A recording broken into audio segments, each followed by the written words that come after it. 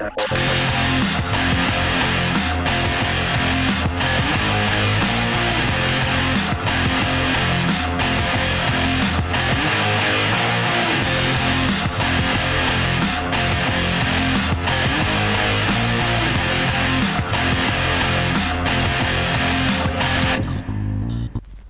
warm welcome to Talk Walk. This is Minoli de Almeida, continuing the talk show on the psychosocial impact of post-COVID. Remember, COVID-19 is not gone away yet. May I appeal to you all, please keep your masks on. Let us conform to the safe and health standards of the authorities and help them with the control. Thank you. Also, a note of appreciation to the sponsors, to South Asian Technologies, the sole distributor of Kaspersky, the app for children's security.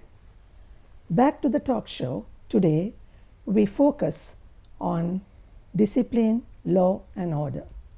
Self-discipline is the strongest strength of one's character. Now to the panelists. We have General Ratnayaka, Daya Ratnayaka, the most decorated military commander, mastermind of the Victories SL anti-terrorism model for humanitarian operations, conceptualized and implemented the world's best rehabilitation program, an illustrious corporate leader, management consultant, international acclaimed motivational speaker, chairman of the largest state-owned enterprise, the heart of the nation, Ports Authority, national leader for education and skills development. Hi, Daya. Oh, thank you. Thank you for that introduction. Pleasure. We have Marini de Oliveira, hardly needs an introduction. She won the coveted the Most Courageous Woman of the World award. She supports abused women and children, and she's fighting for their human rights. She's a lawyer by profession who runs a shelter for abused women and children. We have Dimitra Abesekara, a constitutional lawyer, also a LLM, specialized in adjudication of war crimes in SL, a comparative study on the models of post-war reconciliation, has the distinction of taking part in panel discussions at Harvard University. Hi to you, Dimitra. Hi, Minoli. Thank you very much for that wonderful introduction and for having me. It's my pleasure. And we have, last but not least, young Sashi Shafter, a young research analyst with a LLM and a LLB and LLM, I beg your pardon. Reverting back to General Daya Ratnayaka, I want him to elaborate on the best course of action for us to have discipline and law and order. Thank you, Minoli, and I think it's a great pleasure to sit with this very confident and very well-known group of people. And the discipline and law and order, very appropriate subject at this moment of time. And Minoli, if you go back to our past, we have a very structured, very disciplined society, and we have been known around the world for discipline. We have done so many things. When we judge people or things, we judge by the things that they have done, not by the things they talk or think. So if you look at the past, the heritage that we have demonstrate us how disciplined we were. Thereafter, 442 years of colonial era have given us different aspects to life, and with that then 72 years of independence when you look at. And at the initial stage we had a disciplined society, but later on, due to various reasons, the discipline went away.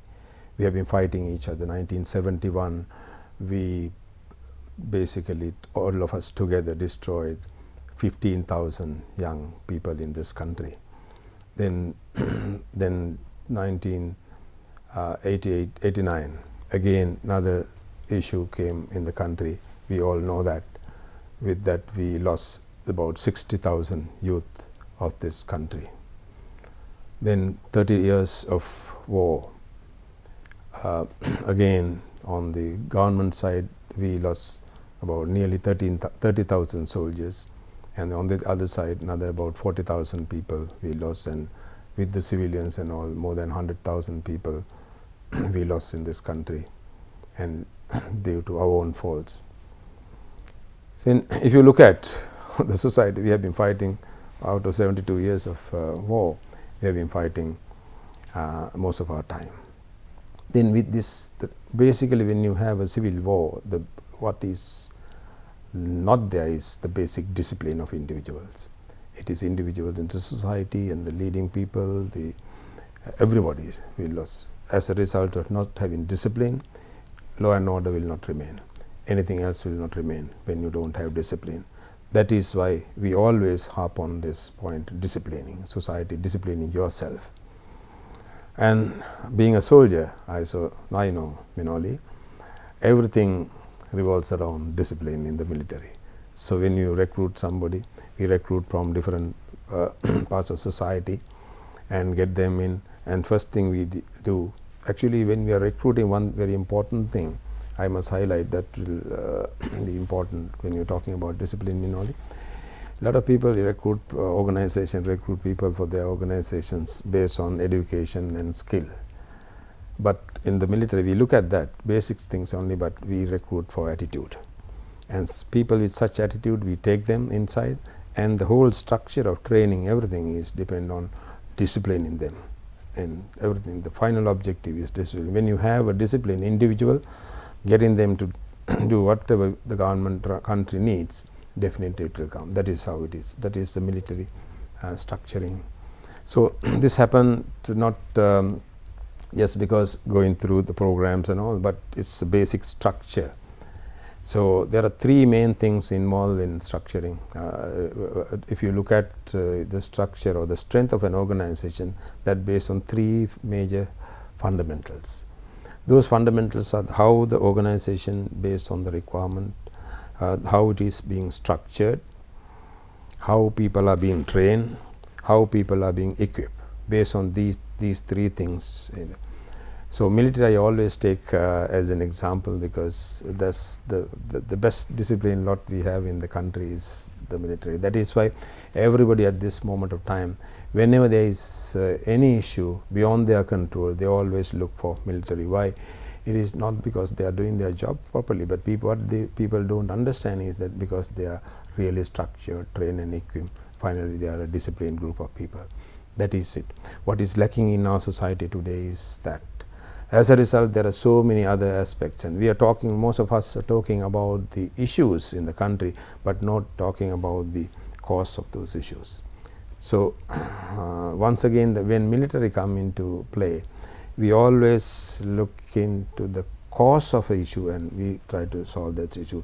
When we had 1971, 88, 89 problem, we went behind the leader, and with that leader, we got rid of the leader. Way we got it right or wrong. Once we got rid of the leader and the leadership and the structure, and the whole thing collapsed, and no more that organization. Similarly, on the northern front, once again we went behind the leadership, we went behind their structure. So we went and eliminate or neutralize the leader. Once the system is out of place, no problem. So that is it. So how it is, and when we talk of disciplining the country, society, we will discuss it during the time. But basically, what we have now, the basic thing, once again, I want to say, Minoli, at this time, when you take, basically, when you are looking at a problem, we have to see where we are right now. Then how did we come to this position or this situation? Then where we want to go and how we are going, what the best course of action and how we are going to go there. That's how we look at things. If you look at the society today, when you're talking discipline and trying to discipline the society, and the society, what we have is a very volatile and uncertainty, then complexity in all aspects, and ambiguity These are the fundamentals or the basic things leading on what is there in the society today. Then how we try to get ourselves adapted into this and get into the right place, a disciplined society. These are the issues that we have, and we are talking about law and order. When we before the discussion came here, we were talking about the road discipline. And we are talking road discipline. The police is not doing their job. As a result, there is no discipline, people say, but it is not. It is so. If you look at disciplining a society as soldiers, when we study all this, how we see it, the biggest threat to this is the education system that we have in this country. Education system, if you 370,000 children get into the society, get into the school at the year 1, and when you look at only 8% getting into higher education, and out of this 8% also 50% getting into art stream, and that is also not their fault. The system is not very productive. So as a result, we have serious issues. When 62% come to only come to advanced level, O level, ordinary level, and again large numbers drops out. When you look at the working class of our society, now we are talking about lack of discipline on the road, and who is the center of it is the driver. And look at the background of those drivers, their education background. It is not very pathetic if you look at. Then the working class, other skilled people, and once again, if you really go into it, the education is the key issue. Then you're blaming the policeman, but from his point of view, if you look at, people come to the society and these people are not disciplined. What else, what the poor policeman does? Now these are the issues. If the parents are not properly educated, and if they are not doing their job to bring their children up, if the teachers are not properly organized and structured, and they are not being looked after very well, and how can the teachers do their job to groom these children? Then the larger society, if they are not disciplined, how can the children get themselves groomed, and how can we groom these children? Likewise, if you go, if our religious leaders are not disciplined, the social leaders are not disciplined and not doing their job properly, and this is how it is. So the whole society is in a mess today. As a result, we are finding this. That's the very reason I saw the new government policy. That's the fundamental policy of the government, is to make individual disciplined people, a happy family, and disciplined society, and then larger develop balanced society in the country. Thank you so much. I think I'll be not doing my duty if I don't say thank you first to the military, because we are today with COVID control is the military and the health services. We are very grateful. Thank you, General, and we'll talk to Marini and see what she has to add to this. Thank you, Minoli, for this opportunity to speak about this important but neglected topic. We need to take a national stock taking of areas that the General mentioned, such as education, disciplining oneself in order to progress as a nation. Therefore, we are very fond of pointing our finger at other people, but each of us have to take a responsibility to reflect and identify our own failings and our own errors in becoming a disciplined person. Now, when Minoli gave me the topic, what first came to my mind was what Shakespeare said in Julius Caesar. The fault, dear Brutus, is not our stars, but in ourselves that we are underlings.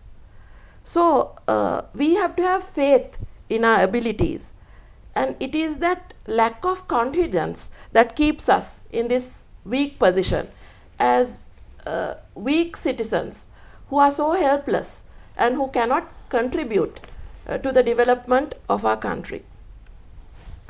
In order to create a law-abiding and disciplined society, we need to get together at grassroots level, at district level, and work out reforms General spoke about reforms in education, in strengthening the family unit, and we have to pave the way for social issues. Nobody is too small or too insignificant to find solutions that plague our society.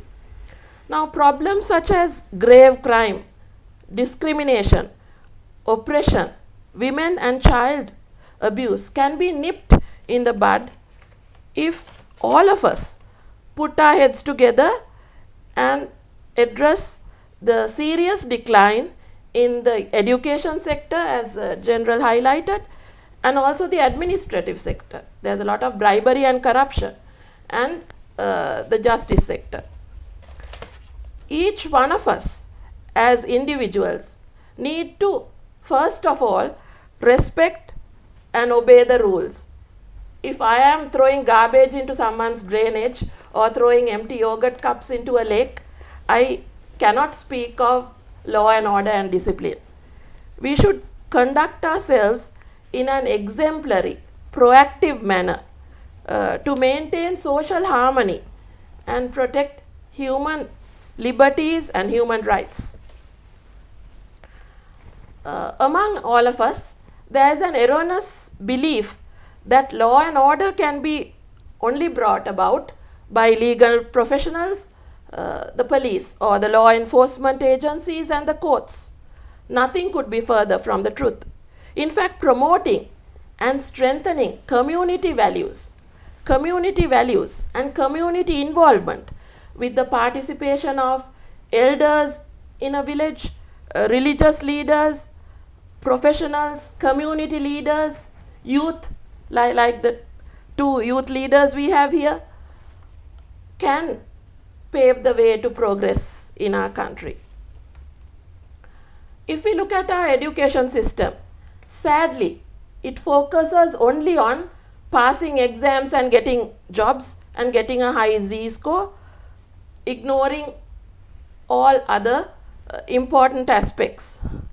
We should develop, General spoke at length about the military, we should develop knightly virtues such as courage or bravery, to be fearless and to pursue justice, not to bow your head to injustice, whether it happens to you or to anyone else. Mercy, forgiveness, generosity, faith, that is confidence, nobility, and hope.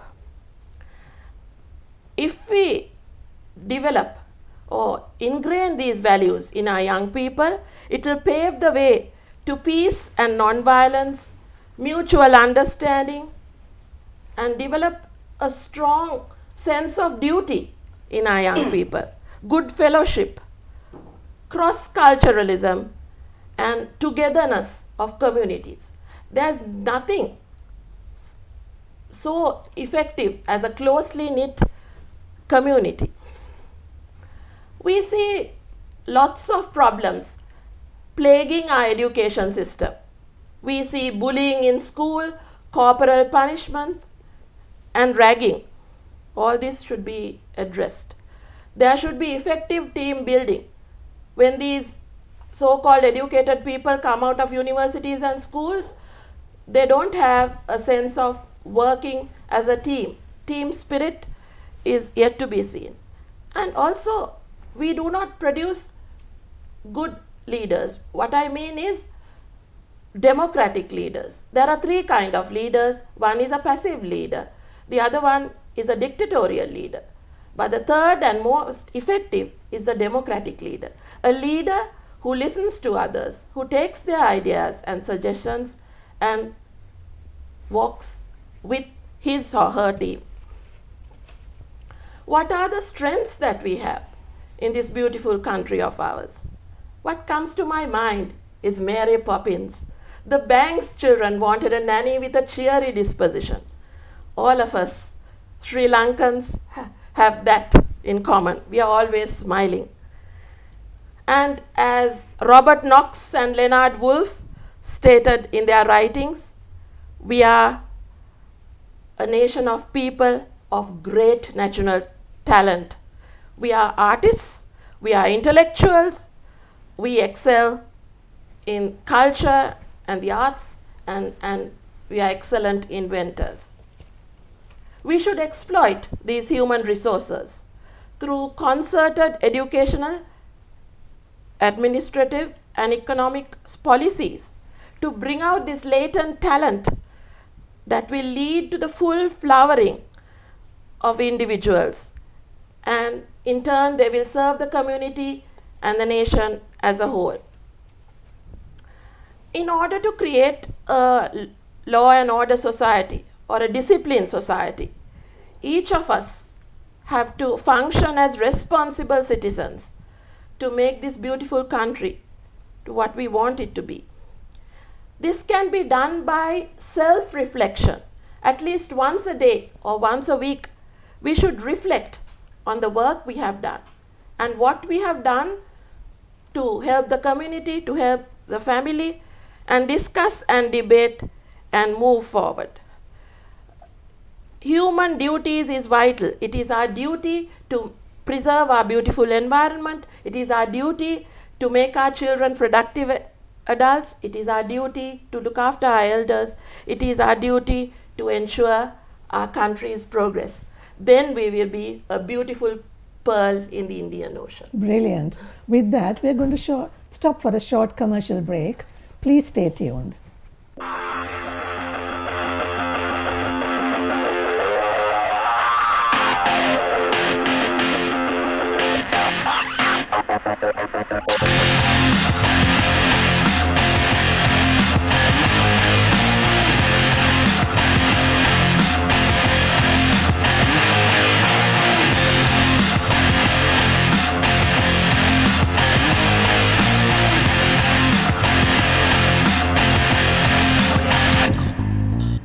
Welcome back to Talk Walk.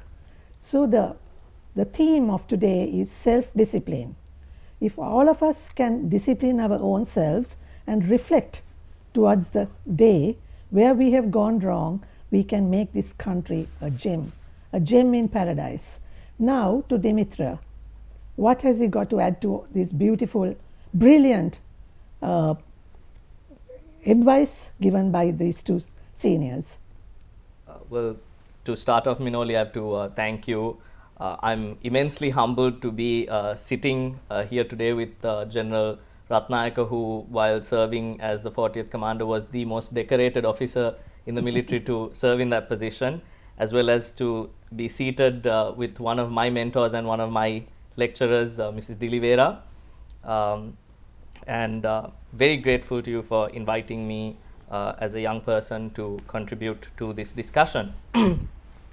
Actually, I'll start off with adding to something both Mrs. Dilivera and General Ratnayaka stated, which is discipline of children, the education system. Something my mother used to always inculcate in me is good behavior comes from home. So any behavior I have outside of the house would reflect directly on my parents. So for that very reason, I was always forced to discipline myself outside of the house.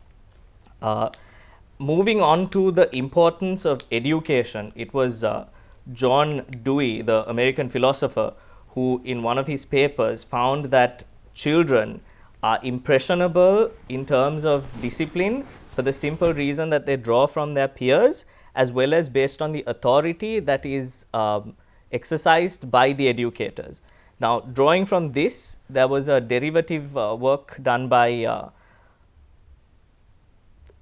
June Newberry of Cornell University in 1956, where she stated that the works and theories of John Dewey extend to society at large on the basis that society can reflect amongst themselves with the government or the state being in the position of the educator. So that theory extended in its application from children in education to society, and this theory we can see as being developed into the bigger picture, which today is law, order and discipline. And law, order and discipline comes down now mainly to a war on crime, crime being from the petty crimes all up to the more heinous crimes. So the purpose of a penal system is to ensure reduced rates of recidivism and to prevent in any possible environment increased crime rates. And in order to do so, it comes down to the discipline of society and ensuring that people don't recommit crimes. Sri Lanka has in some way post colonialism has created a bit of a backward inclination in society. And I feel that discipline is inherently present in all of us, but it must just be tuned. And if we take, for example, the prescriptum of our constitution, the magnum, the centrum of our constitution, ultimately, as from my perspective, comes down to chapter 3, the fundamental rights, which of which article 14, the freedom of speech, association, occupation, movement, is fundamentally, I think, the most encapsulated article of our constitution in terms of fundamental rights. On the simple basis that going on one of Justice Mark Fernando's judgments, it was Gerard Mervyn Pereira, SCFR 328 of 2002, in which Justice Mark Fernando stated that the responsibility of cast upon a person under Article 4D of the Constitution binds every state actor, and this was with regard to the Inspector General of Police, but no person, especially those holding high office, can state that it was beyond their control. I'm sure General Ratnayaka would agree. Command responsibility. You are responsible as a commanding officer for the actions of a junior officer, and a junior officer can never say they were following orders any more so than a commanding officer cannot say they were not aware of the actions of their juniors. So drawing from that, I think the responsibility of the state in order to discipline society remains.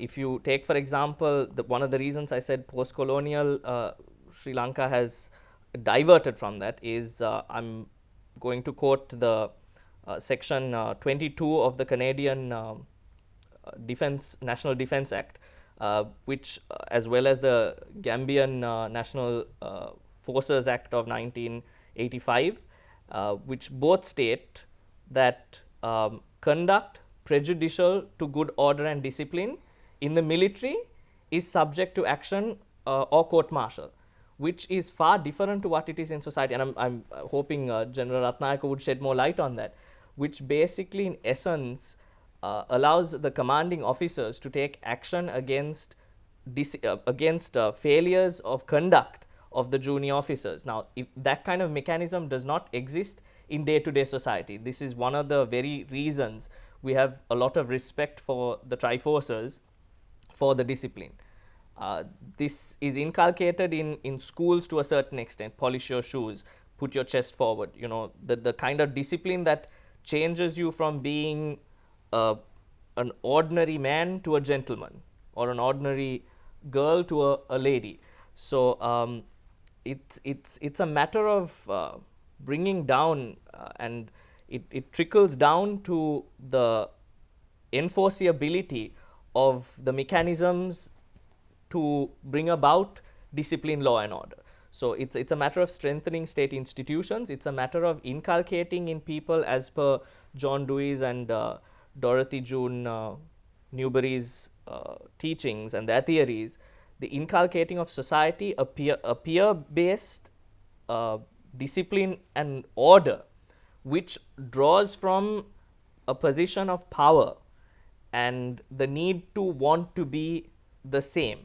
So having said that, I think Sri Lanka has the framework. We just merely need to enforce it. And as Mrs. De Oliveira quite is aware, we have a lot of undealt issues, underlying issues in Sri Lanka, especially amongst the youth. Drug usage and the failures of rehabilitation Then there's sexual predators and pedophiles who, much like you said, Minoli, are not subject to rehabilitation but are subject to a retributive system from which nothing, no proper result births beyond the fact that they get punished. So is that the mechanism we want to follow, or do we follow a more positive, less invasive and less penal system in terms of bringing about law and order? So these are fundamental questions I feel that we as a society need to answer, and we as a society need to concentrate on policy development with regard to advocating for such aspects of the state. Thank you. That was brilliant. Well done. What does Sashi have to say to add to all this? Thank you for having me, Minoli. I think my panelists have done a very good job of covering discipline, and I would like to focus more on the subject of law and order. To give you a little bit about my background, I studied in the United Kingdom, and during my LLM, my research focused on the nexus between human trafficking and cyberspace law. So I think that's an area which is so relevant, and also it doesn't get a lot of attention, particularly in Sri Lanka. It's interesting to note that now it's almost as if we inhabit two worlds. We inhabit the physical world, which we can see and touch and hear, but we also inhabit the digital world. And there's just so little awareness, so little education on how to navigate this world, which we increasingly inhabit almost as much as the physical one. Particularly with regard to COVID-19 and after lockdown, which we had from March, we saw in Sri Lanka and globally an increase in violence against women, violence against children. We saw children and women who were victims of violence being trapped with their abusers during the lockdown period. And this violence isn't limited to the physical world, but it also extends to the digital realm. And I think that in Sri Lanka there's a lack of awareness and education with regard to how children navigate social media, how they navigate the digital world, which leaves them so vulnerable to, as Dimitra mentioned, pedophiles. They're vulnerable to child sex abuse material, incorrectly referred to as child pornography. And I think that because of this gap in Sri Lanka, there's just so much that we don't even realize takes place beneath the surface. There's a lack of reporting, a lack of clear mechanisms for reporting, and that doesn't mean the problem doesn't exist. It just means that we don't hear about it as much. I think in April there was a case where a 16-month-old baby was raped and murdered during the lockdown period. Then in July, a 13-year-old girl was raped and murdered in much the same instances. After police investigated, they found that the perpetrator in the second case actually had a criminal record. He had a history of violence against children like this, but we don't have a system where there's a registry of sex offenders where we watch people like this who have a history of violence against children and we monitor them. Similarly, I think with regard to the online element, because children don't know how to be safe online, they open themselves up to being they're just so vulnerable online, essentially. I think also due to the cross-border nature of cybercrime, it is so difficult to combat, and states need to work together to combat cybercrime globally. In Sri Lanka, of course, we have Sri Lanka CERT, which deals with cybercrime. We also have the NCPA, but because of a lack of reporting due to socio-cultural norms, we aren't as used to reporting violence against children, because if they don't realize that what's happening to them is wrong, they wouldn't be able to talk about it. And especially with COVID, the spike in violence against children didn't get as much attention because, of course, our forces were so caught up in the COVID response, rightly so, of course, but still I think there's that gap where more focus needs to be given to the most vulnerable in our society. Children are the most vulnerable, and historically in times of outbreaks of infectious diseases, children have they've borne the brunt of abuse and of violence, and I think Sri Lanka moving forward would have to address this in order to protect that most vulnerable group in our society. Thank you. That was really good, because a child is so innocent. You're quite right with their vulnerability. I think the parents, they have to play a more dominant role in this. Check what the children are watching on social media. And I always appeal to parents not to expose your children on social media, but it falls on deaf ears. So this is how the pedophiles or the sexual predators pick these children up from those photos that appear on social media. We have so much to discuss on this topic, and I hope the government listening to this will make this a priority, because the children are the future of this nation. I think with that, we got to go for another commercial break. We'll see you in a minute.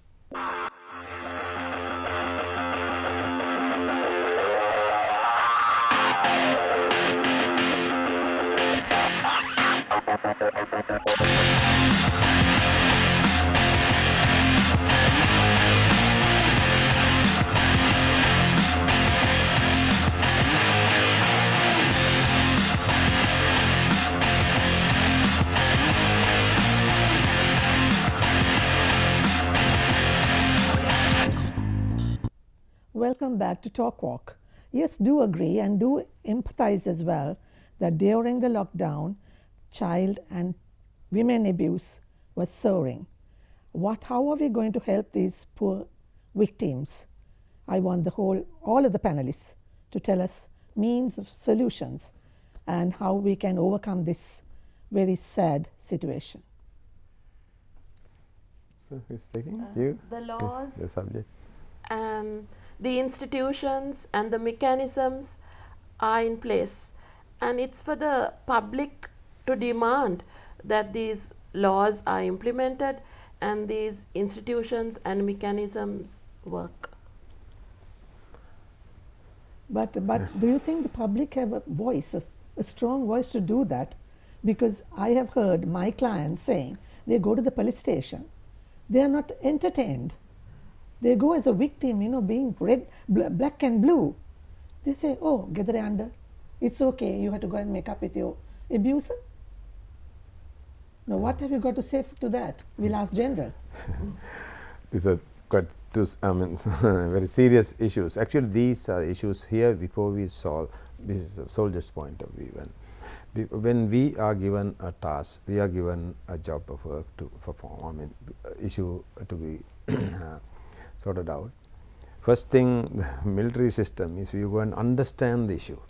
And here a lot of people don't understand the issue. Now we are talking about child abusers and women abusers. And this is first thing we have to understand where we are right now, then how did we come to this, and the goal and the best path to achieve the goal. So here, that is how we always, and the last time also I said that we look at the cause of the issue. The cause of the issue is discipline, again come back to, then education, like that. So here in this, after a 30 long years protracted conflict and protracted issue, the best, and we identified the serious issues will be disciplining society, and the side effects of that war is number one. In if you look at the wars, the countries which had protracted conflicts, so the first group that get victimized is the children and the women. That's a common thing around the world. So as a result, we thought after the war finished in 2009, when we had the top national security people, when we sat together, we were not talking about the country's security and all that. The side effects we were talking, and the number one issue was child abusers and the women, these abusers. So in order to prevent this, and military without going and handling that issue, the military went into underworld issue and the drug issue. These are again the serious side effects of a society, and during a war, and these are the businesses coming out. So here we have to, as military, we wanted to finish the underworld issue and the drug issue. Those are prioritized issues. When we take such issues, the people responsible of looking into the child abuses and other things. They have to structure a program. What we are lacking here in this country, we are talking a lot of issues, and here the present president that really understood the issue, and all these 72 years of our country's independence, we have been doing a lot of good things, but it is not very structured, basically not structured programs. We call these things very ad hoc. As a result of these ad hoc systems only, all these issues come. Here we have to transform this ad hoc thing into strategic thinking. So here, this is our 30 years of war. About 20 years we have been fighting, 25 years we have been fighting in a very ad hoc manner as a result of various things. So in 2005 end or 2006 beginning, only a top class team came as a leader, the secretary and the military leaders, all those people sat together. What they did, we transformed that ad hoc thing into strategy. As a result, we knew where we are going, and it was very focused.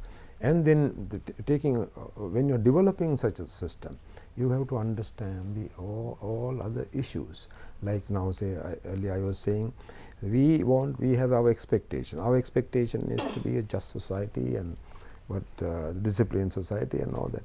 In order to achieve that, first you have to understand where we are. You have to understand the reality. Reality is that system, government, the people are not educated, they are not properly cultured, they are not properly groomed. As a result, all these things happen. So here, how we have to go and address that. It takes a long, it's a long process, but you got to do that, and that is why once you strategize the whole thing, everything is being addressed. When you are making it in an ad hoc manner, it is not being certain areas being taken. When a country like ours do not have enough funds and money and all that to look into all these things, there are the prioritized things for government. When in a democracy also, if you don't prioritize those things, next time you will not get your vote. Likewise, these are all interconnected. Finally, I want to say at this, you can take it up. After a war happen when you don't have discipline. The first thing immediately after a war, basically what we say, we resort back to basics. What now say and we all know cricket, if the top class cricketer is failing in 1 match, 2 match, 3 match, what basically the coach would tell him resort back to basics, go back to basics, without, you nicely get into basics and practice. Once you develop your confidence, then go behind outsingers. That's what people say. Likewise, basically now we have to get back to basics. And basics, that is, then once you develop this, get into basics, and everyone resort into that, having good, you got to have little strong arm to do that. Once you do that, then gradually only we got to come back to society. This is how I look at it, and if you look at this issue, you know that the real law to be practiced and all that is all, it is there. But as a soldier, I look at in this way, going back to the basics, going back to the cause of the issue, and solve in there, and take immediate action, intermediate and long-term action. That is how we solve issues. Quite right. Going back to the drawing board and starting from scratch, and have a strong leadership to bring us up to the level that we should be. What have you got to say? Yes, actually, Dimitra? Minoli, furthering on what I previously said about the existing framework and using the mechanism of the existing framework for the development of instilling better discipline, law and order.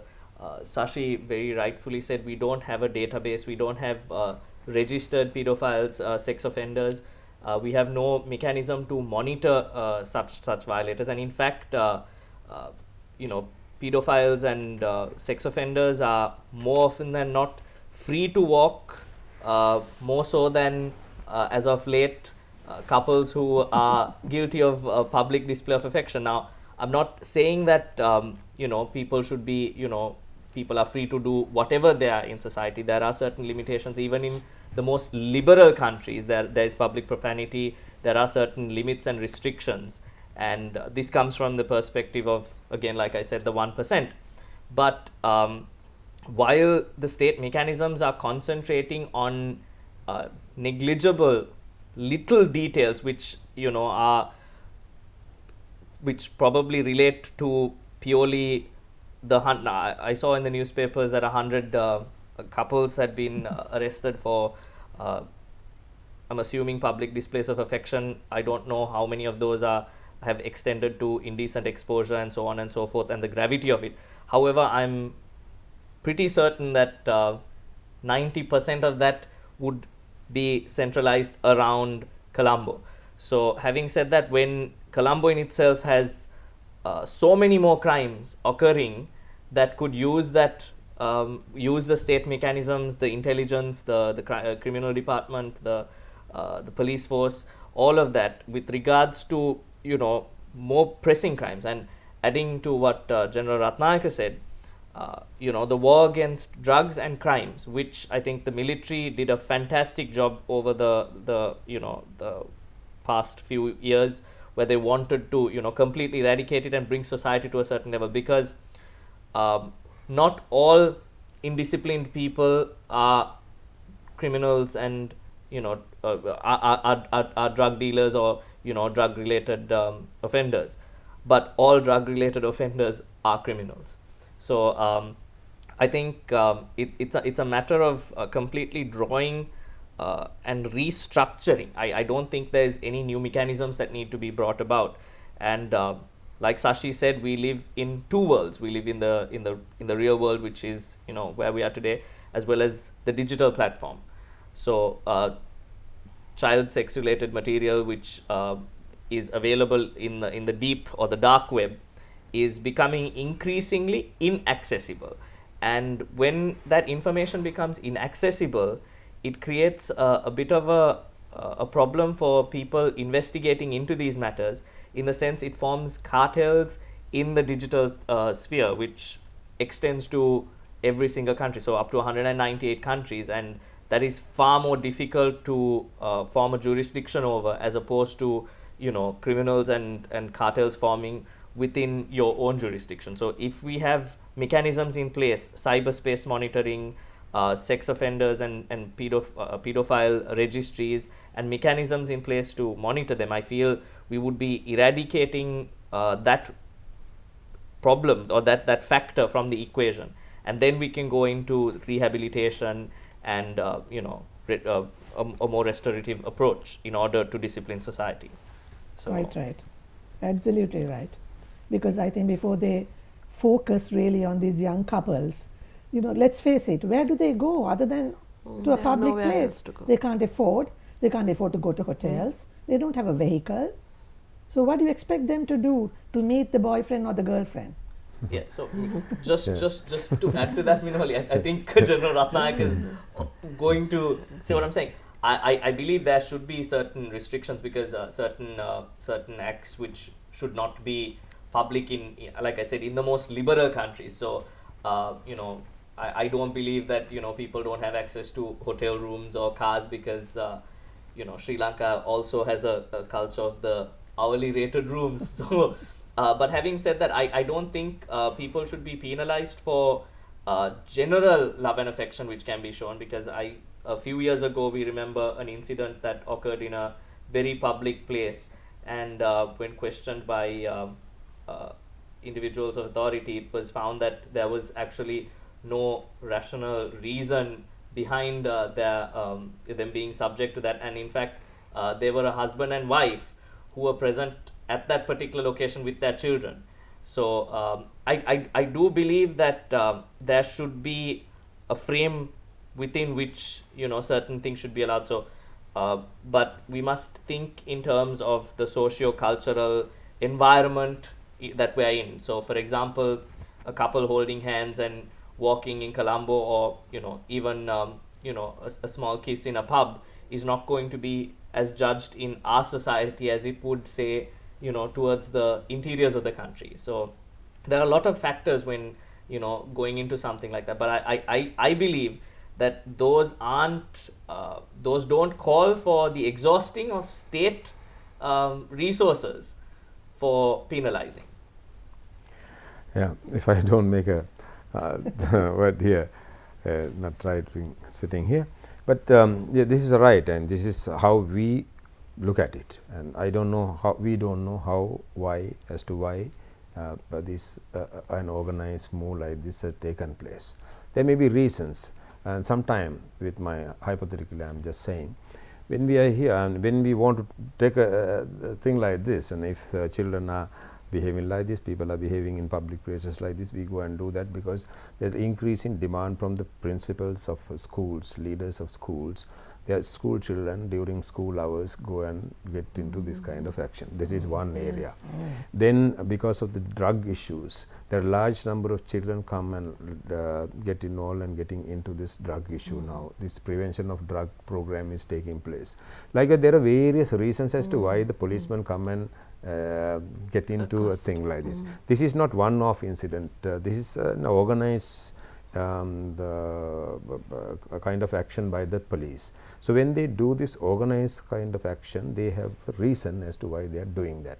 Probably the police spokesman would have explained it as to why they have done. Then we will not have a discussions like this when we understand why. So it is not somebody, and even the policemen, they come and they will not just because they walk, keep their hands together and walking, hold their hands together and walking will not be taken up. They may have questioned these children. Maybe they have not gone to the school during their school time and come like that. There are reasons. That's, I'm not going to justify what these people have done, and there are the way, as he says, the resources of a police would have been diverted for something else. But this is actually, we when we talk, we must understand as responsible people, we have to find out as to why they have done this, and without knowing, if you explain or try to discuss in a society, the people when they see, and they will not see the real point as to why these people have taken action. On the other side, I again say the police spokesman or the spokesman, when they come on TV, they must explain as to why they have taken this action. That will prevent most of this kind of thoughts. I think it's awareness from the higher ups in the police, explaining to the juniors. Communication. You know, communication. There's a block. Yeah. That who should be taken in and whatever who you're shouldn't doing, be. And Quite to be right, transparent. because I think they must be playing truant from school. Actually, these a lot of there are And large number underage, Yes, underage underage children, girls. Yes. underage children Yeah. go into this, Statutory. and quite parents Statutory they tell rape. Yes. they tell they are going to school, and Yeah. and there are lots of teenage pregnancies happening as well. Absolutely. And then so they are many thrown out issues of come. school. So all these issues together, they start doing things. The police sometimes take action based on those things. Thank you so much, General. That Yeah, that yeah, that opened you- up the other side, Yes, to yeah. the other side of the It's coin. fine, yeah. We were feeling sorry for the couples. No, which is But exactly why I there's said a very there should be a valid limit. reason. Even the most Yes. liberal countries Yes. have mechanisms in place, so Absolutely. it has to be judged objectively Yeah. prior to any action being taken. We have to stop for another commercial break, please. Stay tuned. We'll be back shortly.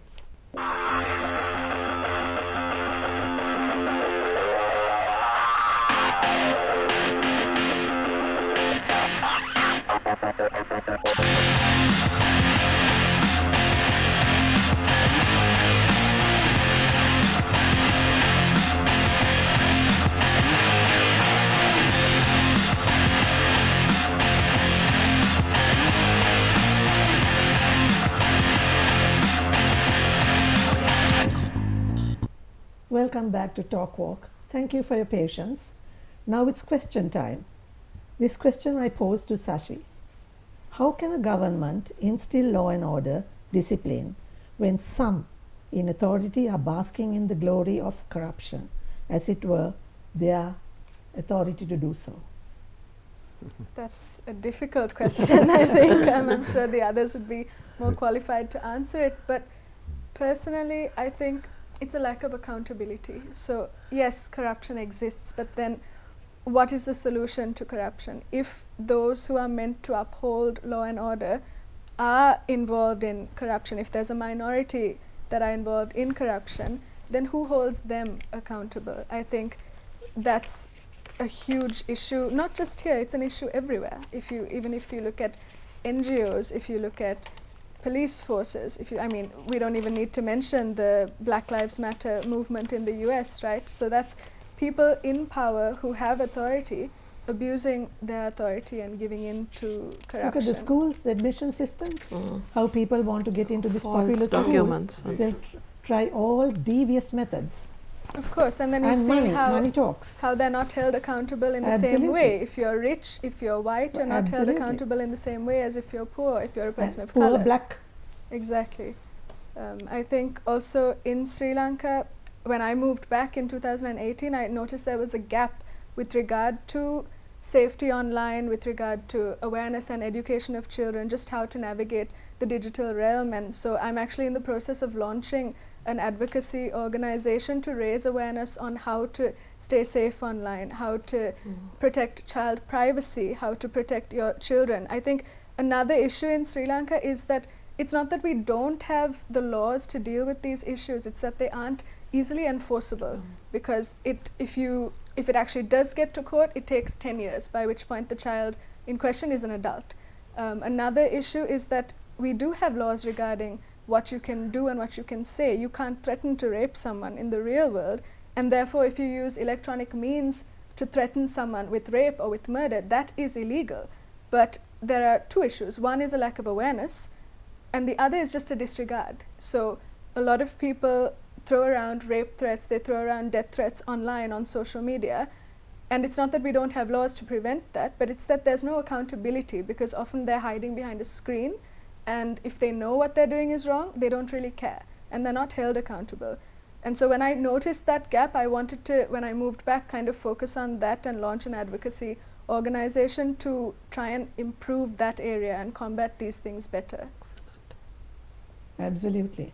Accountability is a must Yeah, absolutely. to all of these people who abuse their positions.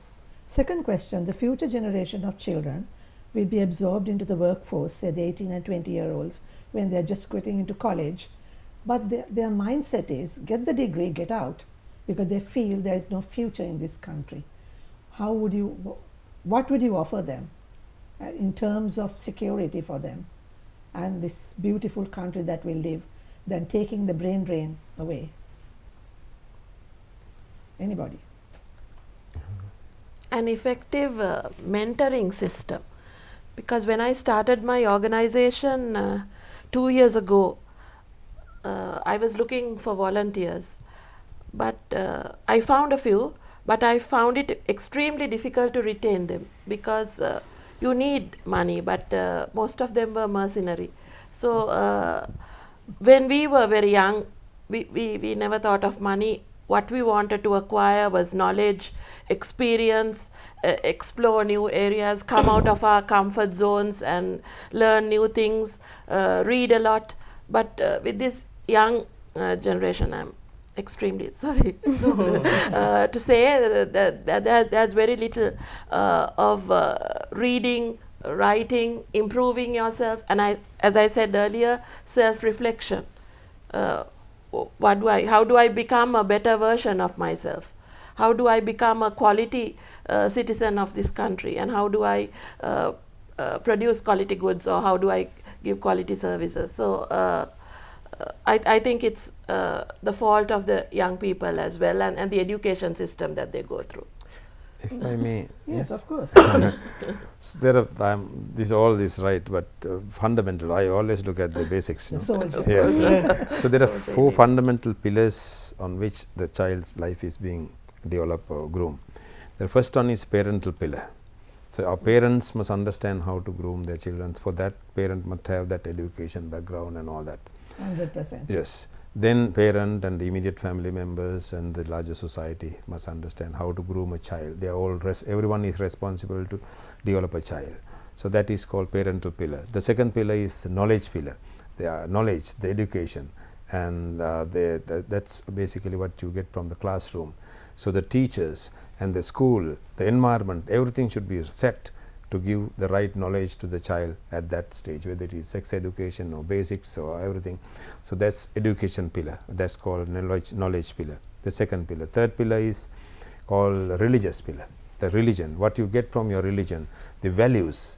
These values are not there. The education, as someone said earlier, getting through exams, but it is not so. The values of human being, values of people, values of society, values of parents, teachers, and all these values must be drilled into the hearts and minds of the children. on the right age, and that also should be demonstrated in the society. All that is very important. So that is what you get from the religion. That's third pillar. No point having all these three things if the child is not being taught how to manage it. All this is being managed from teaching is done at the extracurricular activity pillar. What is called extracurricular activity pillar. In school, most of our parents won't allow their children to get into sports, and not even getting into sports is okay, but even to go and see a match, go a trip and go and play with their children. Because of the issues that we have in society, our parents are pushing them for education only. So these are these fundamental pillars. If you really practice, all the issues that we are talking is not there. In order to do that, you have to have a proper system, and actually I have seen the policy, the present government policy I have seen, and these things are being addressed. So I think if we really continue this like this, so the education system with these 4 pillars being practiced in the education, we will solve most of the issues. We have given the mandate, so now it's up to you to deliver. Minoli, before you move on to the next question, I feel I have to add something to your question on the knowledge market leaving the country. I was, in fact, one of those people in my generation that wanted to qualify and leave. In fact, I wasn't intending to be an attorney at law, and I must specify that I had brilliant mentors, and I will mention them by name. The head of our law program at the time, Mrs. Upeka Pereira, together with my human rights law lecturer, Mrs. Marini de Oliveira, and her husband, who at the time was Additional Solicitor General, incumbent Attorney General, Honorable Dapula de Oliveira, who all told me, qualify as an attorney, stay in Sri Lanka, because we need people like you. And if not for them, and if not for the guidance and the mentorship that they gave me, I probably would not A, be here sitting before you, and B, I probably wouldn't be in the country at all. Excellent, excellent work, Marini. Dapula and you, excellent, well done. Try and keep all the youngsters who are trying to leave, because you are only king in this country. You don't have to go and serve foreign nations. We will change the system. We have given the mandate, as I told General. Now delivered. Let the children be here and let them be recognized, and let them have a fantastic future, not frustrations. Third question, I'm talking about the fatal accidents that occur on our roads. It is more worrying than COVID-19. Every 2 hours, apparently, somebody loses their life on the road. What are the solutions? We'll start with the soldier. Once again, my answer will be actually practicing the law and all that is right, that they will explain. But getting back to the issue, it is once again education.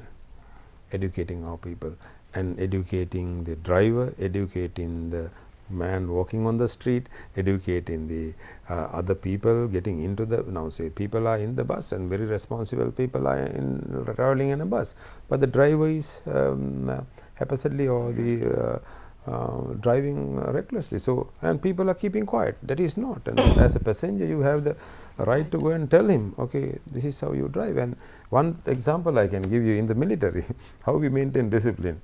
If my driver is here and I am sitting here in the jeep, in the vehicle, whatever, so I go to sleep, the driver is going recklessly driving and meet with an accident. So accident, cost of the accident, army vehicles are not, basically military vehicles are not insured, so we have to pay. Somebody has to pay. So say for instance 100,000, 50,000, half of it I have to pay as a responsible man, not doing my job of getting the driver to drive the way in a disciplined manner. That's number one.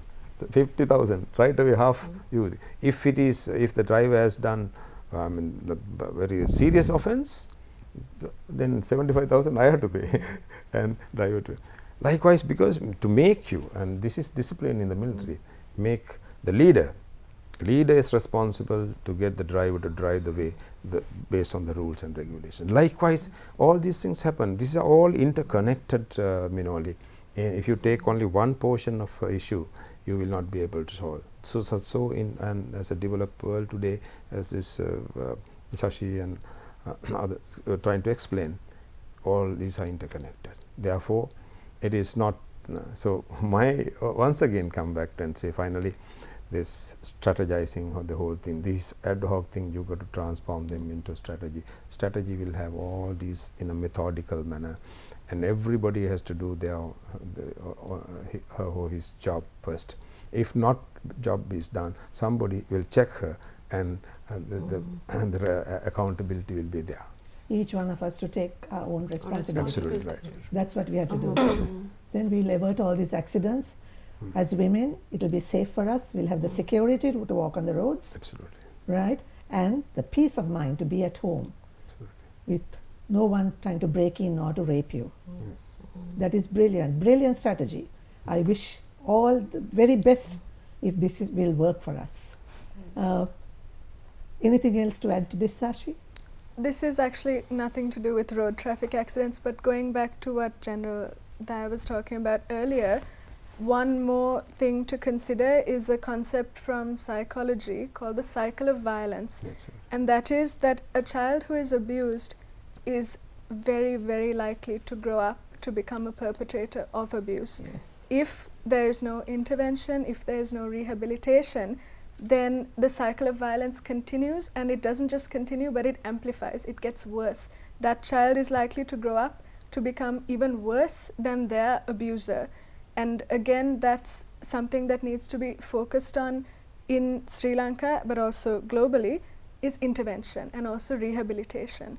Because if children are not rehabilitated, then they're at risk of becoming the person that hurt them. Quite right. Trauma has to be addressed Definitely. and helped.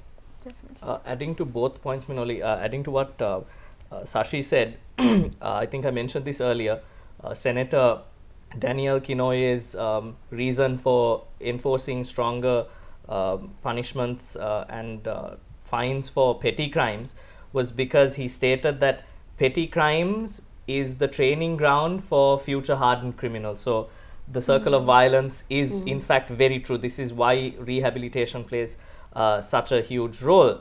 Then secondly, moving on to road traffic accidents, I think 2 days ago there was an accident that occurred in the Wattala Gampaha area of a young girl who served, I think, in a state department, if I'm not mistaken, the central bank.